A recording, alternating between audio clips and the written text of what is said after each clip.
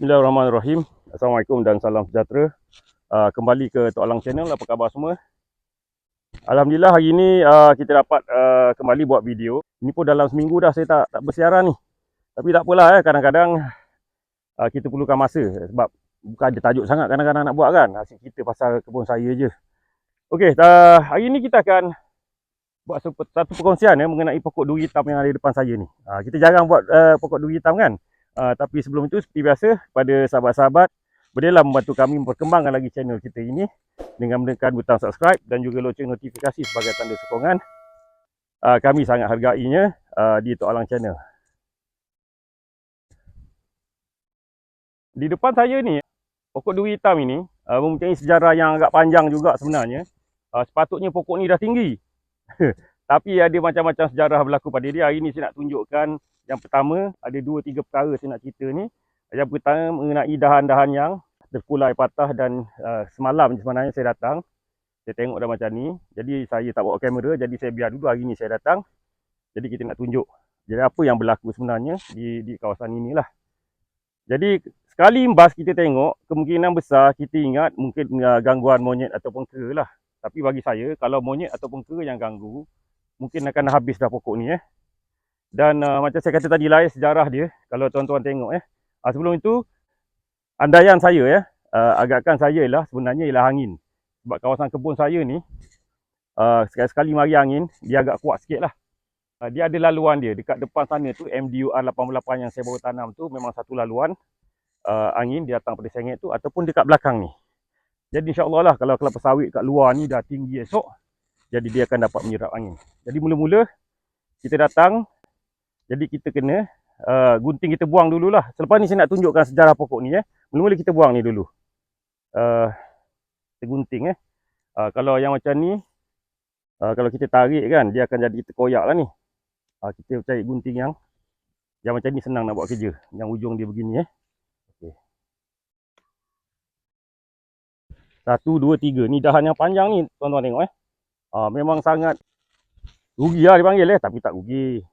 Pokok kita kan, kita ni suka lah kita buat dia. Okey. Itu daun. Cantik dah pokok kita.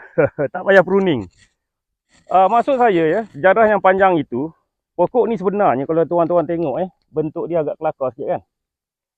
Dia saya dah tunjuk dah dulu sekali pokok ni masa dia kecil. Masa dia besar-besar ibu jari tu, tinggi-tinggi dia dalam 1 meter lebih, 1,5 meter. Pokok ni sebenarnya saya ikat dengan dahan kayu. Dengan kayu sebenarnya, dan apabila saya ingat sama ada angin ataupun burung, sini ada burung enggang 2-3 ekor yang mungkin akan hinggap dekat atas tu, bila dahan kayu penyangga tu patah, ibarat pepatah Melayu, aratkan sokong, sokong membawa rebah. Pernah dengar kan? Jadi kita gunakan kayu sebagai penyokong, kayu patah dengan pokok-pokok patah 2. Ini bekas dia patah tuan-tuan Jadi hanya tinggal dia patah ke atas ni, hanya tinggal satu dahan je. Dahan dia sebesar ni. Sebesar dahan ni lah. Lebih kurang besar ni. Jadi apa yang saya buat hari tu, saya pun ambil kayu ini. Ni kayu yang sama ni. Kayu ni dia agak liat sikit. Pun dah longgar dah. Kita tak guna sangat dah pun. Saya biarkan je. Kita sokong dan kita ikat dia. Kita naikkan dia ikat. Jadi tuan-tuan tengok dengan sendiri dia terus menjadi batang utama. Jadi ni kita boleh buat contoh lah. Kalau ada di antara kita yang mungkin dahan dia patah, dahan bercabang dan sebagainya, potong satu, dua, kita tengok cara dia naik. Padahal mula-mula dia berbentuk L dah. Dia duri hitam kan, duri hitam biasa kan dahan dia memang bentuk macam ni kan. Jadi saya tarik dia hari atas macam ni macam ni. Lepas tu kita ikat. Lama-lama dia besar, insya-Allah dalam setahun 2 lagi dia akan bersatu lah. Jadi satu batang yang straight. Okey. Jadi sini banyak kawasan ni memang kawasan angin macam saya beritahu tadi. Tuan-tuan tengok bekas pernah kena dulu ni. Kita sapu dengan tree dressing. Yang ini baru kena. Tuan-tuan tengok dahan yang besar mana, tapi tak apalah dia duduk bawah, kita buang. Macam ni kan. Kita sengaja simpan kat bawah ni. Kita tengok kejadian dia macam mana. Sebenarnya yang ini asalnya ialah dahan. Pokok ni asalnya ialah dahan. Tapi disebabkan telah patah oleh angin, oleh binatang dan sebagainya, kita tarik dia. Dan hari ni saya tunjukkan lagi 2. alam semula jadi, tolong pruning. Saya akan tree dressing dulu. Sementara itu, seperti biasa kalau kita buat pokok, bila kita nampak ada, kita perlu pruning sikit-sikit tu, kita terus buat lah, tak payah tunggu. Kalau tuan-tuan, cara pruning kita dah tunjukkan di video-video kita sebelum ni. Sambil-sambil kita bersihkan pokok. Yang satu kita akan dressing, lepas tu kita akan ikat dahan. Sebab sini kita tak sempat lagi ikat. Dan di banyak pokok saya nak tunjuk pun agak jauh. Kita try ikat sebab kita buat kajian, kawasan ni angin. Jadi yang mana sempat kita akan cuba selamatkan dengan mengikat dahan-dahan dia untuk mengelakkan. Sebab saya pernah tengok semasa angin kuat, dahan di pokok besar saya tu, angin tolak, dia tarik dia sampai bawah, dia terus naik ke atas, dia bawah balik, itu yang jadi patah tu. Itu yang jadi patah tu. Mari kita dressing dulu, lepas tu kita ikat. Mula-mula kita buat berus dia. Kita ambil dahan kayu tadi. Sebab kalau kita nak pakai berus yang dibeli, bila sekali guna dia keras kan. Okay, kita adjust dulu yang ini.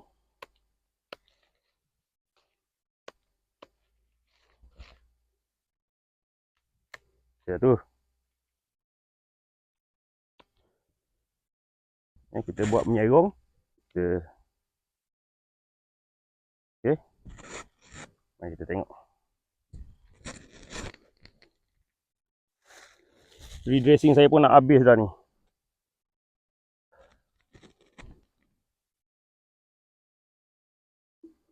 Ada lagi tak ni? Oh, ada lagi.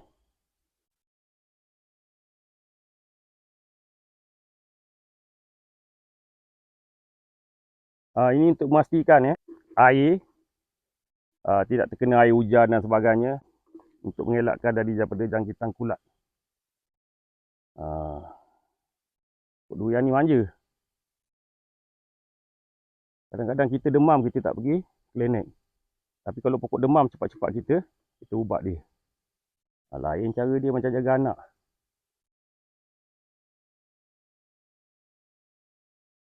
Lagi.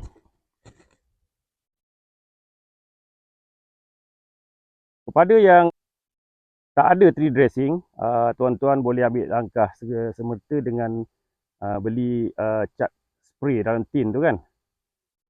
Ataupun beli cat minyak pun boleh. Kita sapu dengan cat minyak.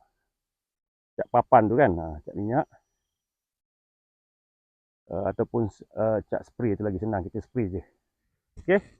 Dengan andaian kita air tak masuk, sebab ini pun daripada tar juga ni. Dia punya basic ingredients di dalam ni, basic bahan-bahan yang buat dalam ni ialah daripada tar juga, daripada petroleum.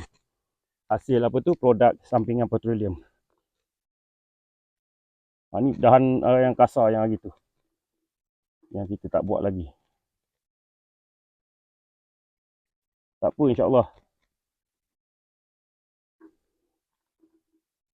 Okay, dahan yang bawah jangan sayang sangat sebab kalau kita tengoklah pokok-pokok macam mana pun kan, 1 meter ke atas biasanya bawah dah tak ada dahan dah. Okey, lubang besar ni. Kita cuma nak mengelakkan daripada air je. Jadi bila tempat berair basah, jadi kulat ataupun fungus jangan salah faham pula. Mungkin orang Pantai Timur, terutamanya Terengganu, Kelantan, bila kita kata kulat, dia ingatkan cendawan itu benda yang lain. Cuma panggilan dia. Sebab orang Pantai Timur ni dia panggil cendawan tu kulat. Di kulat sini bermaksud kita dari segi penanaman pokok dipanggil fungus. Cantiklah pokok kita. Baiklah seperti yang saya bagi tahu tadi, tindakan saya lah untuk mengelakkan patah di kemudian hari, sebab saya tengok dah ada beberapa pokok yang kita buat tu alhamdulillah lah. Kalau disebabkan angin kita ikat dahan ni, dahan yang lembik-lembik ni, terutama duri hitam lah dengan batang utama ni, dengan dahan kita. Kalau angin, kalau batang ni dia tegak sikit, kita longgarkan ikatan dia ni. Kalau dia dah rata ini, kita boleh agak letak sikit lah dengan dahan kita. Kalau angin tolak ke bawah, dia dapat bertahan dengan bantuan tali. Itu usaha kita lah, tak tahulah jadi ke tidak tapi kita kena berusaha. Jadi begitulah keseluruhan pokok ni, pokok duri hitam kita. Saya tak ingat saya masa tanam saya ada tunjuk ke tidak tapi masa patah saya ada tunjuk. Okey, beginilah dia. Sekian. Assalamualaikum. Bye-bye.